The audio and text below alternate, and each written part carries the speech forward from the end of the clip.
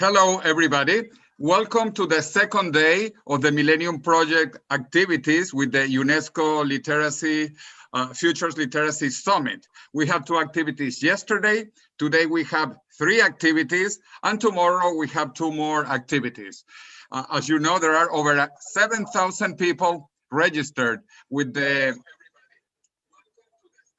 This was me, 1 second. I had the streaming. So anyway, this is a fantastic day.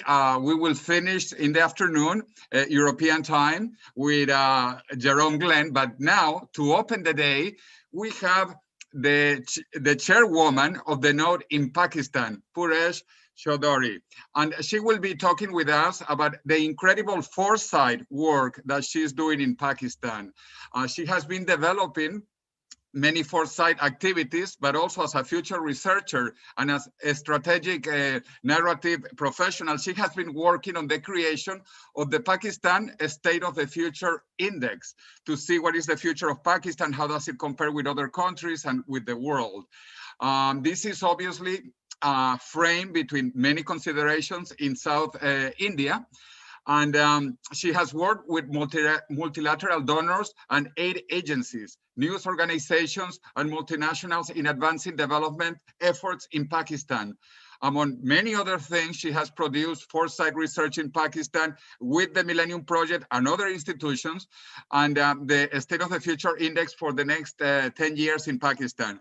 She has studied in many universities, not just in Pakistan, but overseas, in the World Bank Institute, in Singularity University, in Harvard University. She has done a lot of volunteer work, and also she's a member of the World Economic Forum, Futures Global Researchers. So we have a top expert from Pakistan to the world talking about a fantastic effort, which is the State of the Future Index from Pakistan. So Puruesh, welcome, and we are here to learn from you. Jose, thanks so much. I mean, I was listening to your talk yesterday, and I loved your point about, how your association with Singularity University has helped us sort of understand what are the technological and so it really, like, at times when you're sitting in the policy circles with different governments at the same time, but when you're sitting with the policy circles, you are only but pushed to sort of do a lot of this futures research work in order to expand their views, in order to expand their understanding, and also in order to broaden their way of thinking about and looking at issues. So in the sense that my association with Millennium Project sort of goes far back, and I'm really grateful to the team, Jerry, Ted, yourself, Elizabeth, for actually putting in the effort of making all these 63 notes, 65 notes possible. I mean, it's a really tough job to keep actually everyone in loop of what is happening in the foresight community. So kudos to you guys. I think it's one of the best in terms of futures thinking. It's one of the best platform in the world that is out there that helps you understand systematically how to look at the world and issues and challenges. So I'm very proud and I'm very honored to be part of this community. And thanks a lot, Mara, because I don't think without you, any of this, how the last 2 days and last 1 day and today has planned out, I don't think it would have been possible without you. So thank you for your inundated emails. I mean, you've been sending us. I mean, I've been keeping abreast of all of this. So thank you so much. Thank you for being here. No, thanks, Mara. I mean, that's truly wonderful. Jose and the rest of you, I mean, the way I wanted to approach the State of the Future Index is as a way of methodology. Rather than actually talking about how the world is and where the world is moving in terms of in a very broad spectrum, I want to just narrow our focus as to what this means and how it has helped our understanding of what are the issues in our country. But in terms of how they are actually supposed to aid the policy making. Let me just share. Let me know if you guys see the presentation. Okay, perfect. I'm really glad that the UNESCO has actually, I mean, I know they're working on anticipatory assumptions for quite some time with Rian Miller and his work, and there are futures lab across the world in different, and there are chairs, and so some of the chairs we have in the Millennium Project. Very happy to learn about the kind of activities in terms of future literacy that is happening in different parts of the world, but also how UNESCO is taking all of this on board. The point that I really admired about what Jerry said, and Elizabeth concurred yesterday in their session, was how important is futures literacy towards young minds, and how appropriate it needs to be that they need to be encouraged from kindergarten age to be start thinking about like what are the future implications, and not just to shower their minds with negative information, but really try and help them understand, like, the solutions that need to come, and they need to come from within these young generations. So it's a very important point. How far do you go in order to start futures literacy? Peter Bishop's organization, Teach the Future, is one similar organization that actually is doing something which encourages school-going kids and children to actually understand systematically how to look at the future, how to determine what are the possibilities. So I think that there's amazing work which is happening in the world.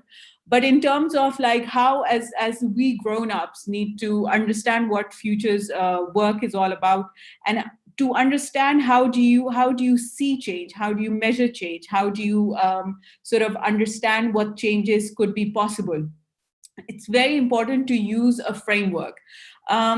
When I was going through, and a lot of this work, the research methodologies in Jose's presentation, I mean, he kind of introduced that there are so many methodologies in 3.0 workbook where you can actually look at how different techniques and methods can actually influence our understanding and our perception about the world, which basically improves our overall quality of decision making. So it's a very dense work which has happened in the last 30 years. And this is something that we should actually encourage a lot of our policymakers to be looking at the same time.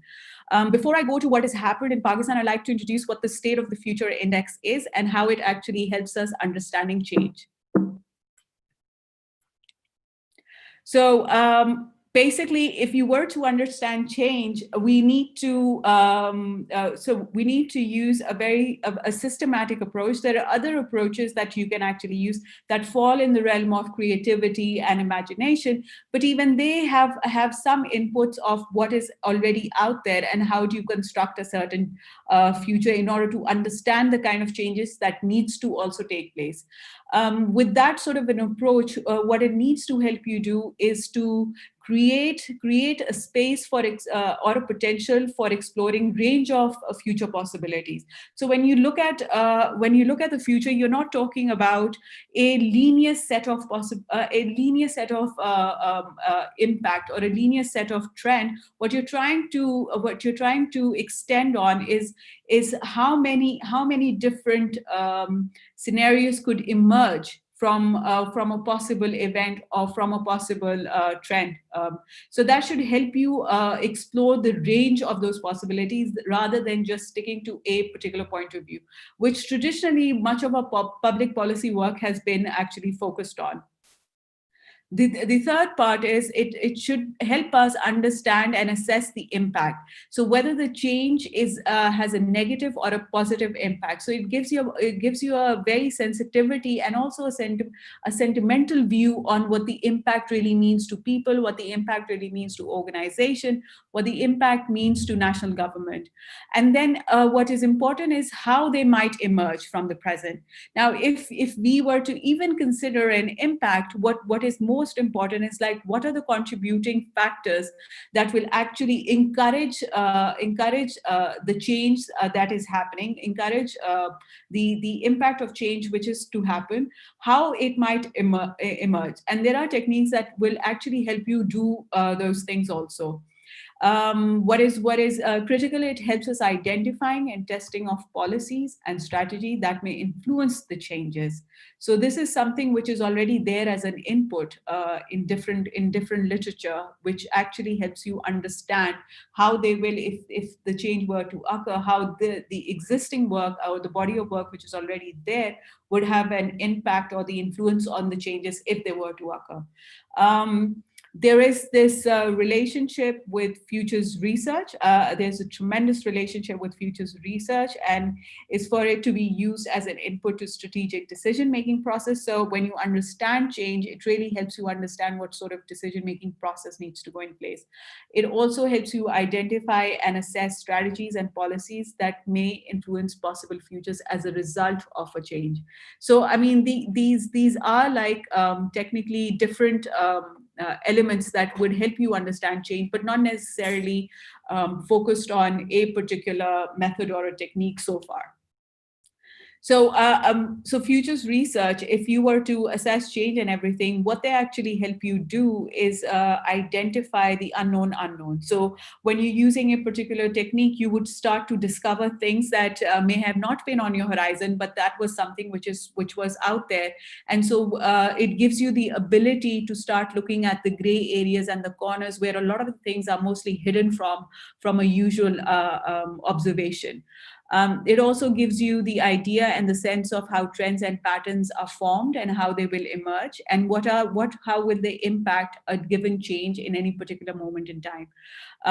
It also clarifies potential impacts of new developments. It focuses on seeking alternatives.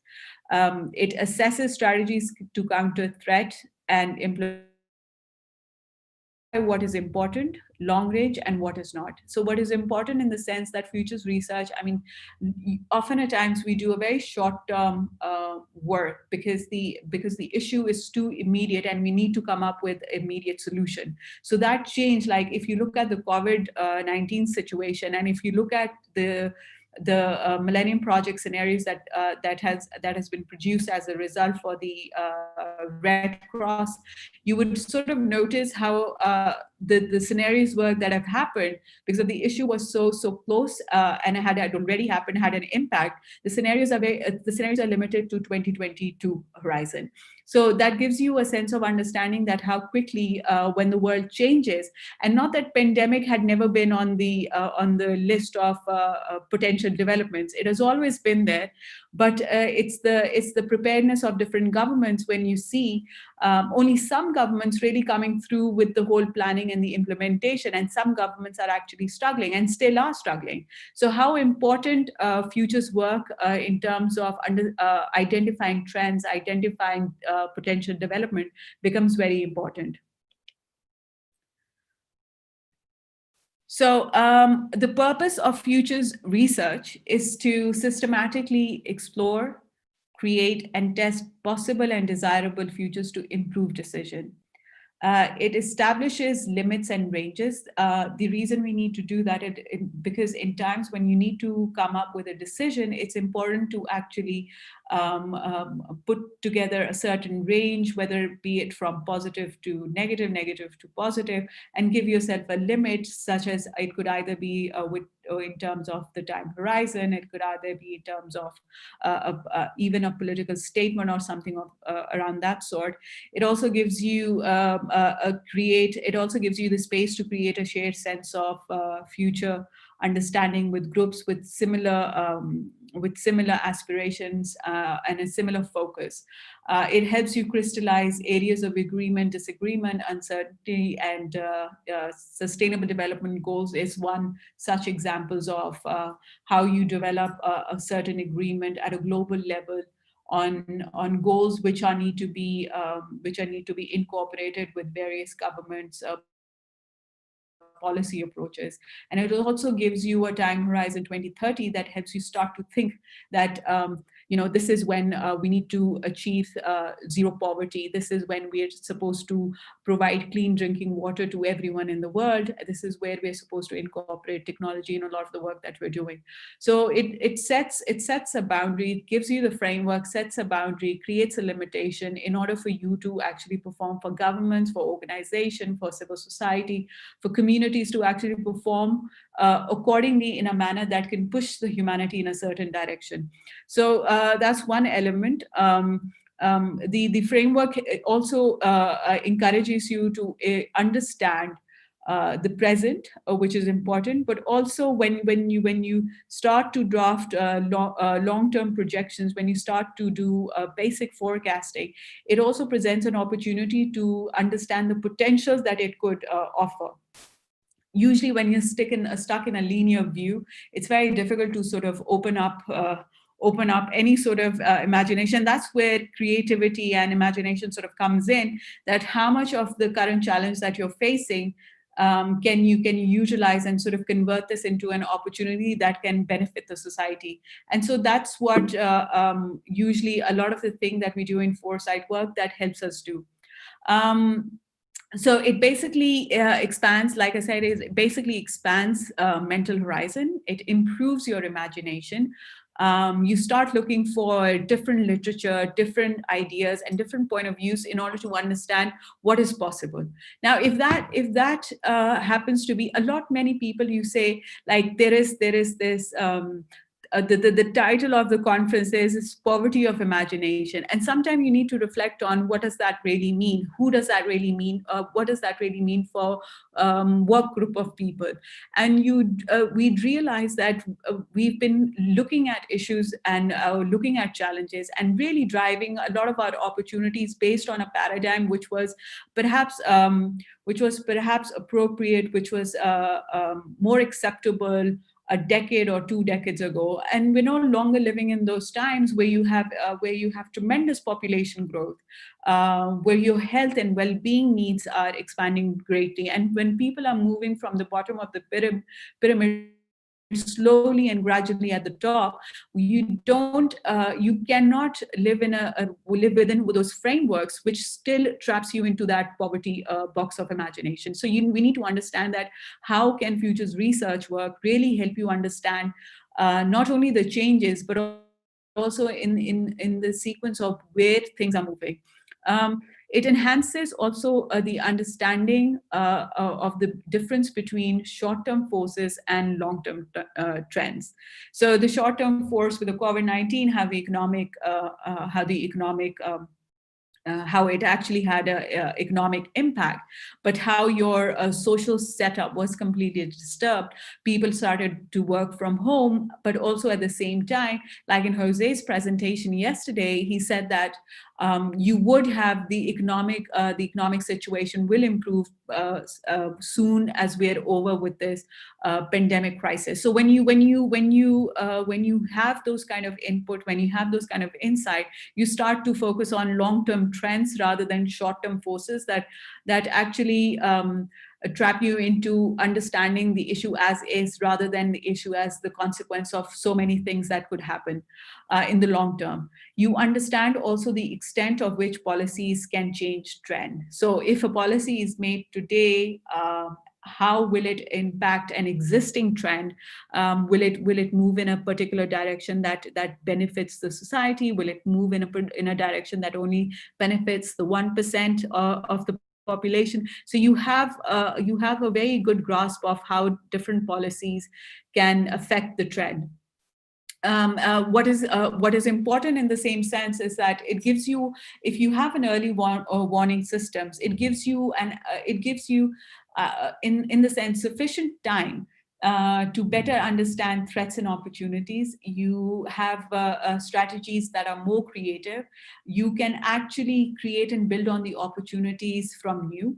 And then you can move the organization, the countries in a direction where there is not just a new shared vision, but there is a possibility of creating more collaboration between different actors and players.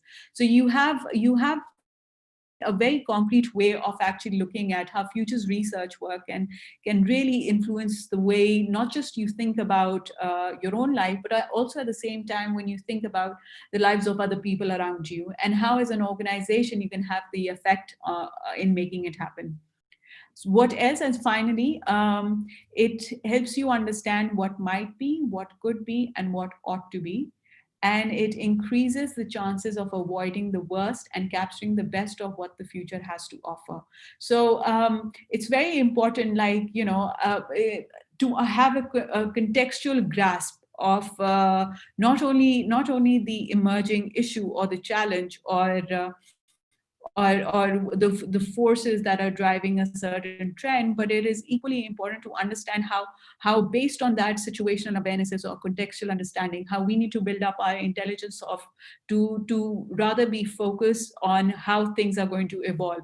So there are far more choices when you have also an early warning system. There are far more choices to actually contemplate on and to also create on, and so you capture what is the best and the most appropriate, rather than making the wrong choice and then getting to feel the brunt of those choices.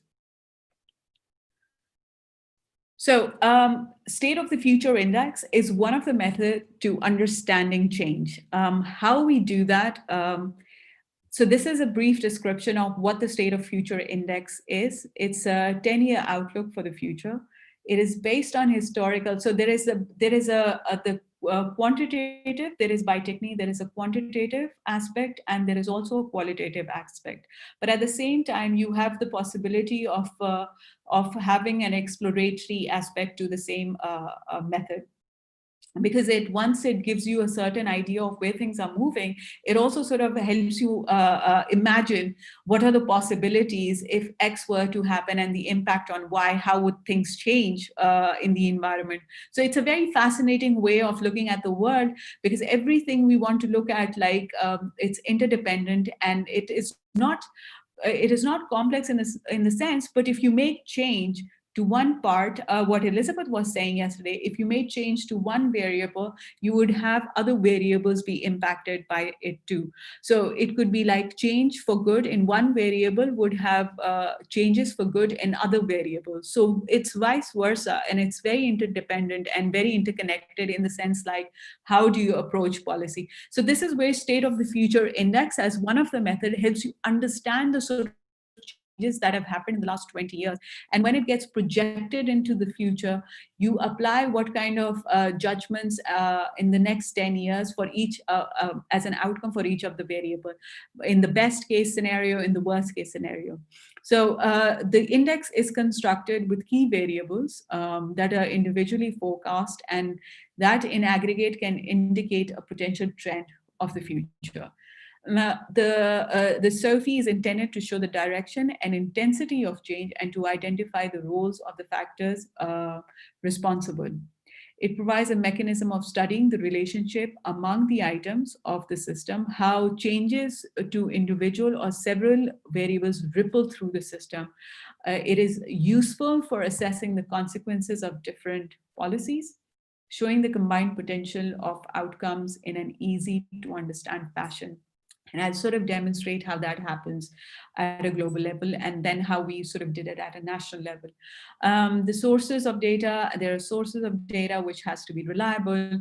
So you are combining many variables into a single index, can sometimes lead to loss of detail, compensating losses in some areas with progress in other areas. This could look smooth.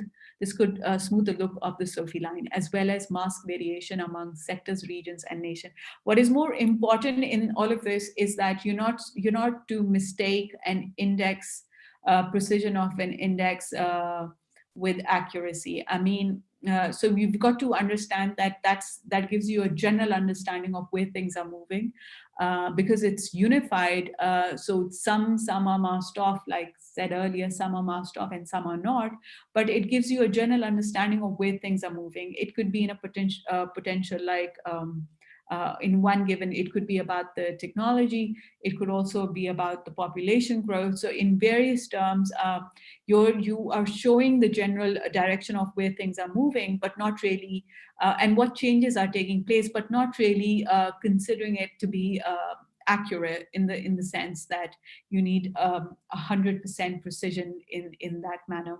So it's a method of really analyzing of how things are going to move, what things are going to change, how some are going to stay the same, and then as a result of those developments, what kind of impact could lead to a more positive growth or a more negative growth, and as a consequence, what kind of environment would that form? So there are different ways of actually looking at it, but the idea is to help you imagine better, be better informed, so that when you have the ability to do this, you are taking into consideration a host of different angles and ideas that could actually help you make a much more concrete, and I'll explain to you how that happened with the work that I did, in a much more concrete manner, of the state of the world, where it's moving.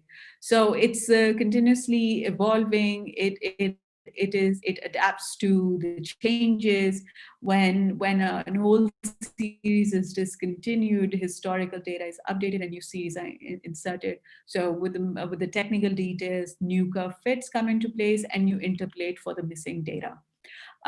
These are the challenges that my colleagues may have explained to you a bit more in detail. So just like the SOFI as a method, as a framework, you also have the global challenges to understand where are the global and the local prospects of humanity. The state of the state of the future, which is an annual report of the Millennium Projects, gives you an understanding of how each of those challenge is given a short overview, but also at the same time how each of the challenges are updated through Delphi studies, interviews, and participation of over 4,000 experts from around the world. So this has been going on for at least more than 15, 20 years. And when you have that kind of body of work, which is already there, so it's a very condensed understanding of where the world is moving. The challenges are transnational in nature. Everything is connected. Those 15 challenges are not the standalone challenges. You're not going to say one is important than the other. If you're talking about climate change and global ethics, then both are equally important. The same goes for clean water. The same goes for ICT. So all are equally important, not one over the other. And the sort of approach that these challenges actually require is not just from a particular government and international organization. It's in the sense it's very trans-institutional in nature, where all the actors come into play in order to actually create a very sustainable solution. So it is not just particular domain specialists that are going to give you an input. It will be a host of different domain specialists who actually give you an idea as to how things are evolving and what things are changing. But the importance of understanding the global challenges are what questions need to be answered. So in the Millennium Project, we have these 15 different questions for each of the 15 goals that actually helps us beyond the framework and beyond the technique. It helps us understand if in order for things to change, how will they be achieved? So in the sense like, how can sustainable development be achieved for all while addressing global climate change? How can everyone have sufficient clean water without conflict? So if you see, much of these questions are pretty much interrelated with one another. And there is another technique of actually even coming with such question. I mean, it's one of the technique which hopefully Elizabeth in her presentation would be able to explain, like how cross-impact analysis sort of work in terms of if one trend continues, what will be the effect of that trend on all the other trends. So there is a lot of mathematical explanation that sort of goes into it. But in the sense that when you have the framework and when you have the technique, you need to have the question that gives you the ability to really crisply understand where and how things will be moving. if the changes are to happen. So this canvas really really gives you a good insight as to what questions are needed to be answered. This slide is from yesterday's presentation. Looking at the global challenges, how we see sustainable development goals, in the sense that what are the indicators that if they were to change would have an effect on our global challenge. So it's a way of really incorporating our understanding of the sustainable development goals and the global challenges in a way that there is synchronization and there is uniformity of information, how we produce the State of the Future report. This work is from the 1901 edition. The State of the Future 1901 edition is basically updating the 15 global challenges, the 15 of them that we explained, challenges of the State of the Future, which is an ongoing process in the GIFIS. So when Jerry comes later, you would also get an insight of what GIFIS is and how this futures intelligence system actually works. And so you'll have a much more better understanding that how, although it may sound complicated, but how integrated the whole system needs to be in order to produce some coherency, some understanding, and some easiness to really comprehend how the world is shifting and where is it shifting. There are short overviews of the challenges, which offers a very systematic framework for understanding the global change. What this report actually does, it improves the reader's global foresight. The State of the Future 19.1 offers you data, information, intelligence, and some wisdom to provide a context or framework to help make better decisions than is commonly offered today. So it's a very, like I said, it's a very condensed overall view as to how do we need to see the world as where it is moving. The Millennium Project State of the Future Index shows the world is expected, and this is important because this is from one of our recent work, is expected to continue improving over the next 10 years. Now, if it is improving, there are areas where we still have challenges. You have the environmental condition, there are still armed conflicts in the world, we still have terrorism in some parts of the world, and the organized crime are getting worse. I mean, if we will hear, I mean, if there ever happens to be a question, do ask Jerry about organized crime and what is the overall projected in terms of dollar, what is the overall valuable contribution that they're actually making in terms of the contrast between the global GDP and how they earn. So that's a very important contrast that to understand how the world is becoming, in some cases, how the world is also becoming dangerous. So the way it is further classified is we get a very good snapshot of, we may be winning in some areas when it comes to poverty, when it comes to women in national parliaments, literacy rate, but then there are some cases where we're actually losing if it has to do with environment, even when it has to do with the R&D expenditures. Social unrest, the unemployment, at least in Pakistan, the unemployment is something which is a very a case of worry, and we see a very small aspects of how they want to fix it, but not a very long-term view or how this, or a national strategy document, how this will improve over the next 10, 15, 20 years. So when you see a lot of projects being done by countries, it's very election term based. So they're very short term. Often at times, some of the projects don't get carried forward. So you have those kind of governments which are actually struggling, I mean, at least the state institutions, which are actually struggling with some continuity of good programs which have long-term gains. So this is we use the same method in a way, and we developed the Pakistan State of Future Index. Now let me show you. I mean, a lot of the colleagues at the Millennium Project have supported me greatly in all of this, and I was very lucky to have a team that I do have a team in Pakistan that actually helped me in constructing a state of future index for Pakistan. We did 2 reports, and I'll explain to you how we did those reports. But nevertheless, it is something which is the first in the region. So we're very proud of that work. I have not come across anything from, at least within the region, which would be available in public domain. This is available in public domain. So if any of you are actually interested, just let me know. My email should be around. I'll put it in the chat box, but my email would be around, and you'd be able to actually see how we try to put together almost 30 different variables in the State of the Future Index. So the first report we wanted to come up with, but by the way, this is much of this is have been a very long policy work. I mean, it's an exercise that we did in order to understand just how we can actually get together different organizations, different experts, people from the government, people from the NGO, the students community, how we can get all of those people on one board in order to develop some level of a framework for Pakistan's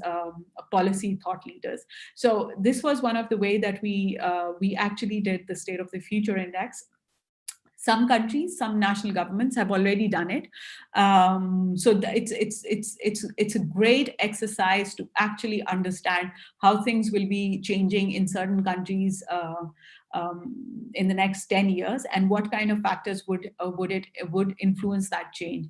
So in Pakistan State of Future Index, this is again a 10-year future index composed of 30 variables. There was an entire exercise of selecting those 30 variables, where a survey was conducted, where we had input from different professionals, academics, students, as to what is more important. And the fascinating part that we found out is like, nobody really considered any of the variables. For instance, the food availability is as important as internet users. So the fact that we spoke about a little earlier, that one variable or one challenge is not more important than the other challenge. They both, like, in a way, they're both equally important. If a change in one occurs, it would have an impact on the other. So the other part, more than 100 Pakistanis participated in the real-time Delphi study. We will get a little insight as to what that real-time Delphi is in the subsequent presentations. But one of the key findings, most of the Pakistanis actually participated were young, educated girls and women who were either graduating from universities, or who had their own startups, who were entering into the job market, who were working already. They had a very optimistic view about the country's future. Now, if I were to do the gender segregation, you would actually get to see those results. It is there in the State of the Future Index report.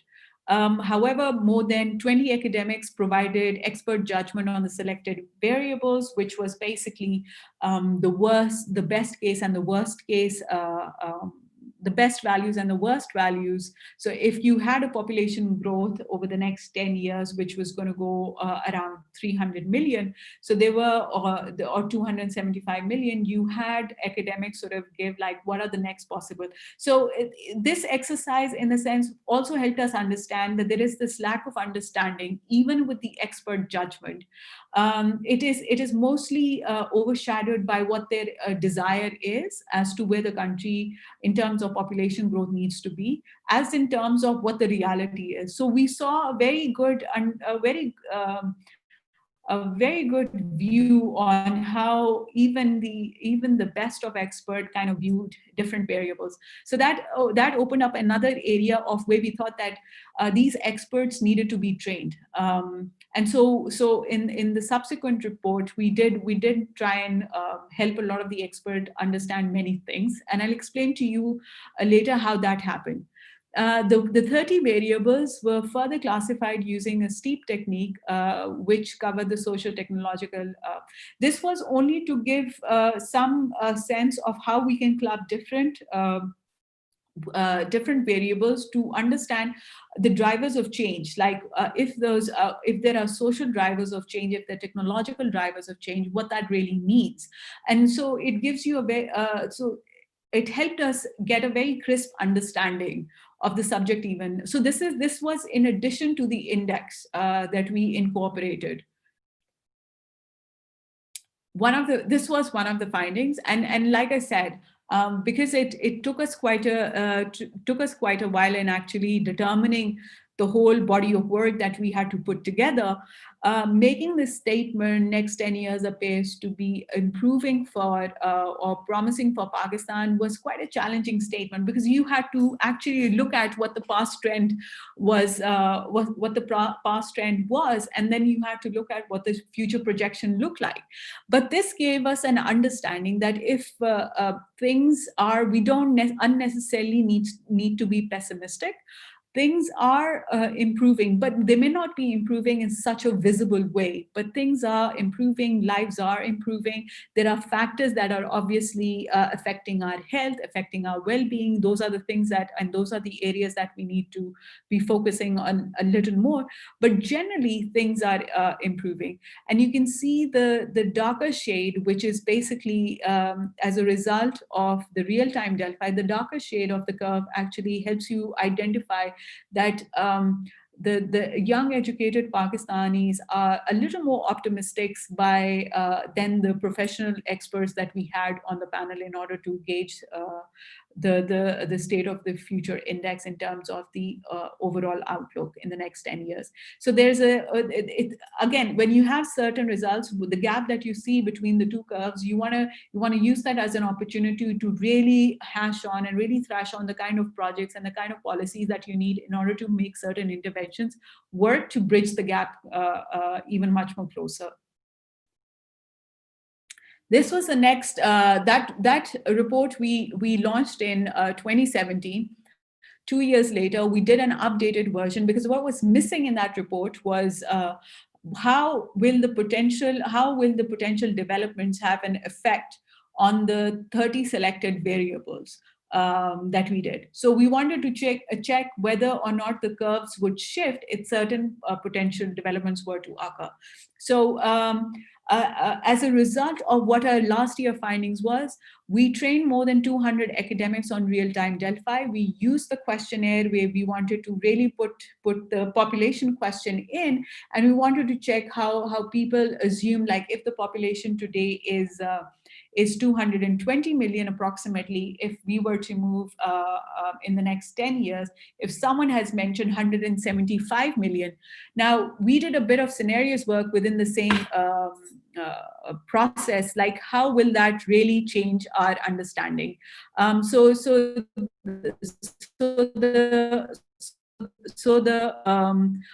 lot of the academics here, once they were trained, were able to really understand that if there were to be 175 million population, they are going to be something drastically changing in the environment in order for that to happen.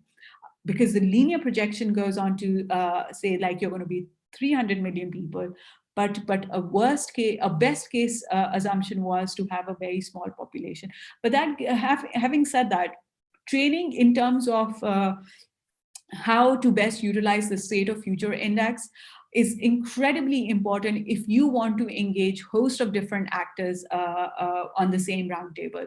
So it just helps you improve your overall understanding on what level and what page each one of us is in order to make the right choices.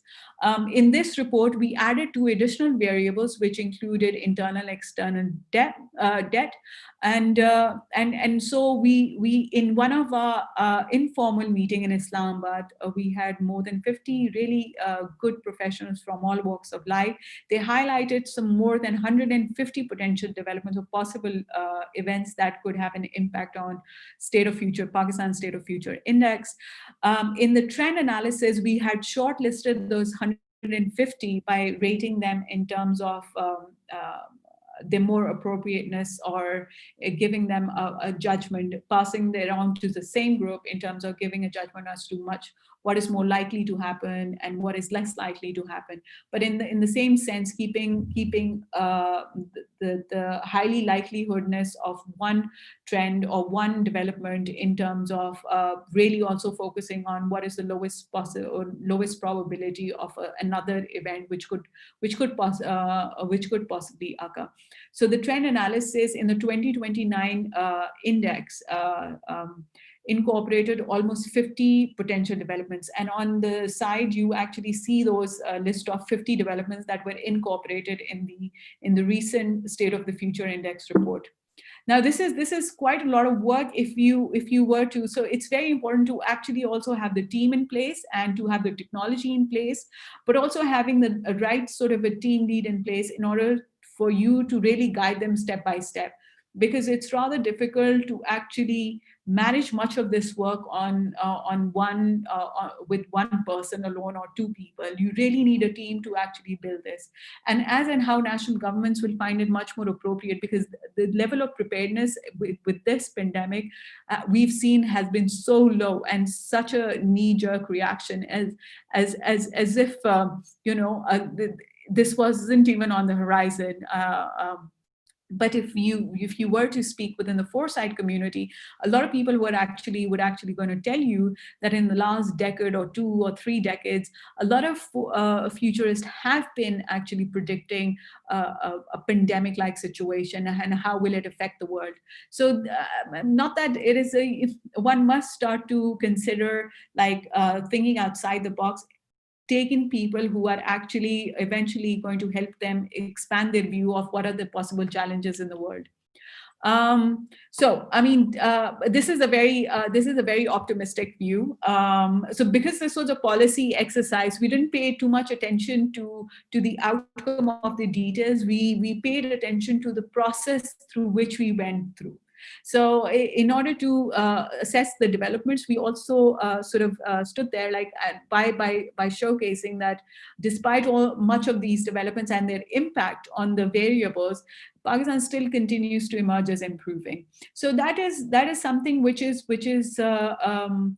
gives one the hope and which gives one the optimistic view about the future, which is quite important when you are supposed to roll out policies and projects and intervention in order to create that sort of a change which one is looking for. This is just a baseline. And so when you see the baseline value for 2027 report, it's 1.16. And when you see the baseline value, despite all of those occurrences, you have 1.15. Now, although if you will look at it, if this work is taken considerably serious, the difference, the 0.5, the 0.1 difference between the two would have been considered alarming for some people. But in another sense, if you were look at it from the policy exercise point of view, we still consider it very nominal, and we still see the trend not really collapsing to the point where you have a complete lopsided view of what the future looks like. So this is just a checklist of what one needs to do in order to, once you see the change, once you assess the change, how you link it to policy and strategic decision making. You have link it to similar activities, use computer models.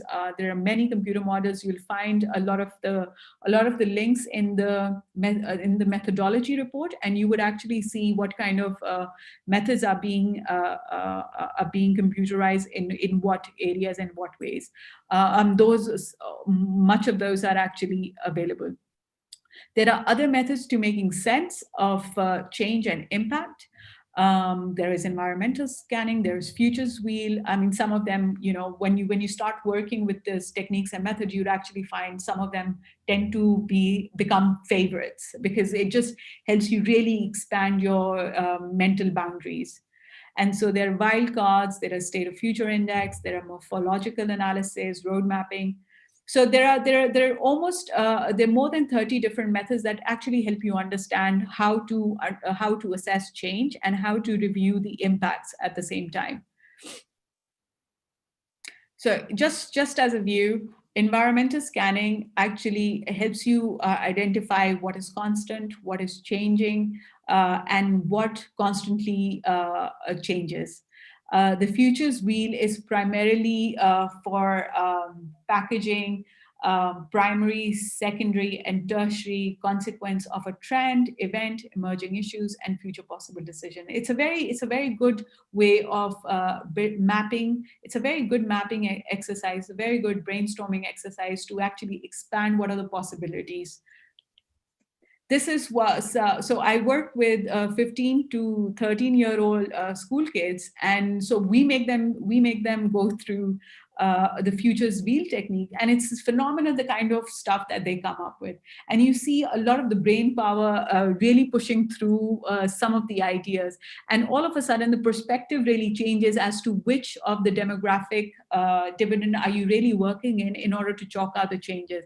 So you may want to shift from while you're doing futures work, even the State of Future Index, you may want to look at different age groups and different professions at the same time. So this is just basically an understanding scenarios, and you have the real-time Delphi. We developed one for Pakistan. We further wanted to explore in terms of developing the collective intelligence tool at the same time to give us an early warning, in-house early warning system. Then you have the what usually futurist competencies entail. They're not really, in the sense, limited to futurist alone. So I hope you guys enjoy that presentation as much as I did. So if there are any questions that I could really help you with. Yes, beautiful presentation, Puruesh. And I visited you in Islamabad, in Pakistan, so I am aware of the incredible effort that you have done, and also in terms of the impact on public policy. Well, let me welcome, we have many participants from different places, both here in Zoom and in YouTube. And we have people from France, we have people from Montenegro, from Iran, from Turkey. So actually, how about Victor or Safia? Safia, if you want to ask a question, please. You have to unmute and you are available. I would like to say thanks a lot for this presentation, because it's very, very clear, and it's a very big work you have done. And it's very important to have this feedback, because for me, when I speak about Sophie, it's all the time for me very complex methodology. And when I listen to you this morning, it's a very, very a good news to know how you have done it. And I've noticed that you need a very big team to help you to try and to organize this work. And I have discovered a lot of things that I'm not enough thinking before, to connect different variables, to connect different key factors, and to connect different methodology in the same time working at Sophie. And thank you so much for this presentation. And I think that all of us will have to have this presentation to help us to try to use it and to propose in France this exercise, because we have not done it for the moment. But your presentation gave me some lot of desire to use it. Thank you so much. Sophia, thank you so much. I think that's wonderful. I mean, if my presentation has helped in any way, I'd ensure that Mara actually provides you a copy of it. And if we can be of any assistance, do let us know. I mean, there's thank you so much. Fantastic team with the Millennium Project. Thank you. Thank you sincerely. Beautiful. Thank you. Very good comments, Sophia. We also have friends from Italy, now from Romania, from Hungary joining. So, Milan, do you have any question from Montenegro? Or otherwise, I have a question in the meantime. So, Puruesh, how do you think that we can deal with this events like COVID, which were not in the State of the Future Index. So how do you incorporate things like that in the time while Milan is ready for a question after that quickly? I think, you know, with this pandemic and with the kind of technology and the connections that we have now, I mean, we didn't have those sort of relationship and connections with the world, say about 15 years ago. Things have dramatically changed. People want to discuss issues, people want to come together on issues, and people would want to have an opinion on them. So the technology part and the health part actually makes it much more appropriate in these times to build that factor into the State of Future Index. So the kind of literature that has been produced in the last 7 months just alone on COVID crisis, I mean, in such a short span of time, I mean, that is a tremendous, and with the kind of vaccines that are now rolling out by different governments and different pharmaceutical companies, I think that is a tremendous development that has happened.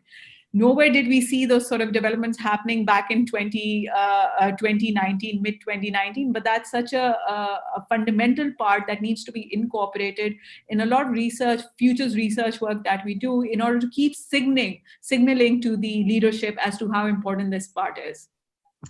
Beautiful, Puruesh. Nice answer. And now we have Milan, who has a question before Elizabeth joins for her presentation. But Milan, I always remember you because in the map, Montenegro is in the center, Yes. So please. Yes. Could you hear me? Yes. Yes. Yeah. I'm so glad that we are together here this morning. We are cloudy day in Montenegro, which is a rare occasion to have a rain and have a clouds, but all of us are in cloud right now. So let me compare this, that maybe those clouds above us are connecting us. Clouds with rain and clouds with troubles. Yes. Puruesh, very, very nice presentation. A complex one and complete overview of a big country like your country is. I think that you have a great chance. You have a very high energy and obviously ambitious, but you have a great chance because Pakistan is a country with high number of possible participants and a variety of participants, which is very good for such surveys. So if you have a variety of answers and a number of participants, we will have a much better results and much appropriate answer to our questions that we might ask. So maybe my question is, maybe in general, maybe we could use opportunity to send some, what will I say, global questions, which might be used in other countries. If you have a method, if you have a auditorium, because Montenegro is a small country. My network is very pure, and Jose knew about this, that we have just limited numbers of people included, and also citizen possible for reply and be participant. My idea is just if we are curious in some questions, maybe your answers could be applied to other countries. That's what I see as a chance. I think, I mean, I don't see a problem. I think that we can collaborate in such areas where you feel that the kind of responses we may get from even the 65 nodes that we have around the world would give you a host of different responses, and Pakistan could be just one of them. And so that gives you a very good collective understanding on your challenges and the way you look at the world. And this is one of the areas that I've also explored with the Millennium projects, and the kind of responses that you get from different node chairs is truly phenomenal. So howsoever we can help, howsoever I can help, I'm only an email away. Great to hear, and I'm glad that we could cooperate. Of course, there'll be very soon maybe a chance to send you some questions and maybe put them in your surveys, then we could use it here at our I just like to make a small correction. Mara just pointed this out. We're 67 nodes now, and that's a truly fantastic development that we've had over the years. We keep growing and growing. Yeah. Yes, yes, yes. Elizabeth, yeah. Jose, thank you. Thank you. So Puruesh, it's your time. We congratulate you all. And now, why don't you introduce the next speaker, please?